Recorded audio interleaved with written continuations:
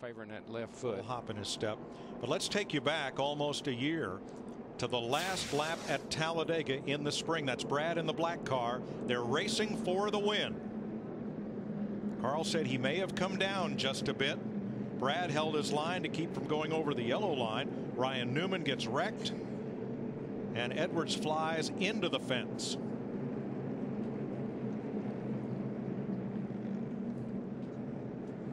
Now today, back at lap 41, watch the 12 on the bottom, the red car just barely gets into Edwards, sending Carl up and into Joey Logano, pretty much ruining both their days. Now both those cars were repaired, came back on track many laps down. But here, with just a handful of laps to go, Edwards and Keselowski get together again.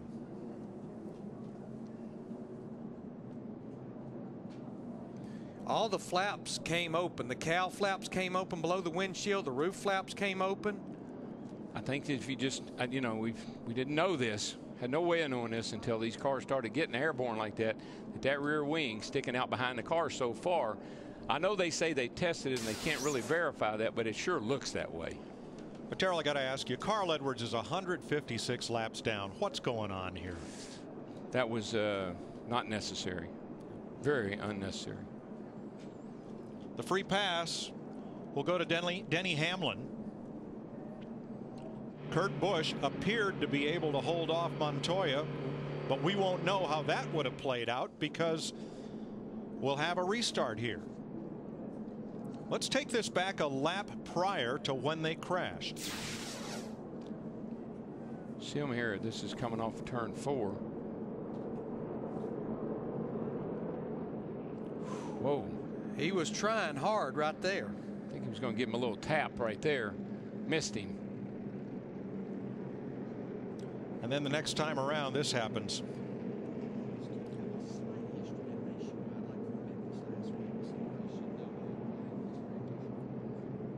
You know, we talked about rivalries and about the gloves coming off. Well, you know, I think they have. Denny Hamlin and Keselowski in the Nationwide Series have had a little run in. Matter of fact, Hamlin spun Keselowski out, similar to that same situation at Homestead in the last race last year. This is a young man in that 12 car that has not made a lot of friends, but that's not good protocol right there.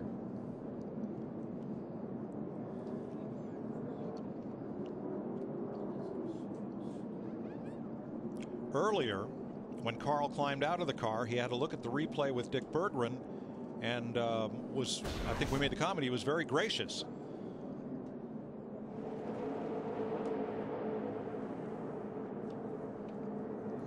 I really thought it was his fault, but that replay doesn't look like it was as malicious as I thought. But he went on to further say, Brad never gives me any room. Yeah, and I said at the time, remember that I thought when he went and looked at that again, he might change his mind. I know we showed the highlights of 2 Cup situations, one earlier in this race and then from Talladega. These two also got together in Memphis in the Nationwide Series race. In fact, Keselowski wrecked Edwards over in Memphis. Go to the truck. What you just heard was Bob Osborne telling his driver, Carl Edwards, that NASCAR is parking Edwards for the balance of the race, and he's being called to the NASCAR hauler. See, this is the fear that NASCAR has to have when they say they're going to let the guys be guys, let the drivers be drivers and take care of things themselves. And this is a fear that they have to have. He's not doing himself no favor right now going backwards down pit road either. They're not going to like that at all.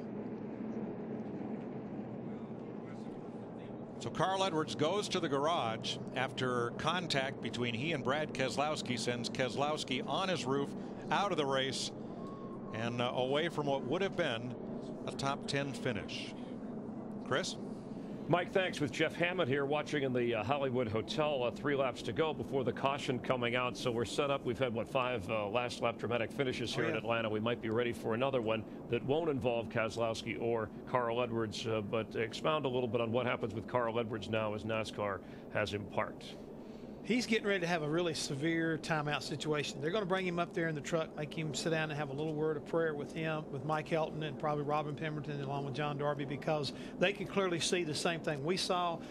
He was looking for payback. He found payback. I think he was going to be surprised at the end result. I really believe that Carl thought he could spin him out, send him out down through the not create the kind of wreck. But at 180 miles an hour, you have this kind of situation. Here we got just a few laps to go. We're going to find out who's going to go down pit road. It looks like everybody's coming down through here. And Matt Yoakum, it's going to be a race off of pit road now. Jeff, they were debating what to do for the 9. They are going to go 4 sticker tires and make a significant track bar adjustment for the short run of the finish. And Kurt Busch coming on to pit road to the attention of the Steve Addington-led crew. He slides to a stop. What they're going to do, they're going to add a little extra air in the right rear tire. A little extra air in the right rear tire for Kurt Busch and 4 tires. They debated not taking fuel to keep some nose weight, but they do put some gas in it. Thanks very much. As we take a look at the race off pit road. You can see some of the guys, I think he just took 2 tires versus 4 tires. We're going to be looking at the same scenario we did a week ago. And the interesting part has to be is how they're going to line up on this double file restart shootout style. That's going to be the key right now, is who's out front. And you also have the chance of 3 with the new rule of green, white checker finishes. You have to consider that. So where are you on the 2-tire, 4-tire for Kurt Busch and a guy like Juan Pablo Montoya? We've saw all day long that 4 new tires is the way to go. And again, if you can get off of pit road and get clear of this restart, you're going to be the one that's going to wind up winning this race. I think you're going to see some guys going to the outside when other guys can't get up there and get the grip. Kurt Busch is trying to become the first driver to win back-to-back Atlanta spring races since Cale Yarborough in the 60s. But let's check in with Krista Voda, who's with Brad Keselowski. Krista? Chris, Brad Keselowski just came out of the care center. The irony is a year ago, you were watching from victory lane as another car flipped over. Are you okay? And what happened out there? Yeah, I'm okay. You know, first off, Penske Racing had some phenomenal cars today.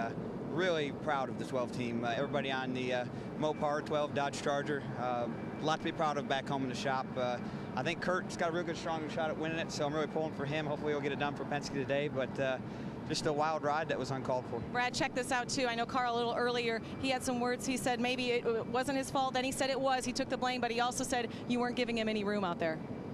You know, he cut down on me on a restart, and I lifted. I couldn't lift fast enough for him.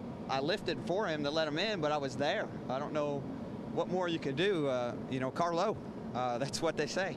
So I was underneath him, tried to cut him a break. It was too late, though. He turned down. So I apologized to him, but there's nothing I could do in that situation. And to come back and just intentionally wreck someone, that's not cool. I mean, it could have killed somebody in the grandstands. And I know that it's a little ironic that it's got me saying that, but at least I didn't do it intentionally when it happened. So it'll be interesting to see how NASCAR reacts to it. They have the ball.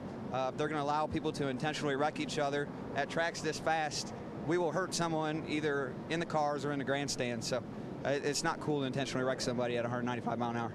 Thanks, Brad. We're glad you're not hurt. Dick Berggren? With Carl Edwards, did you intentionally wreck him?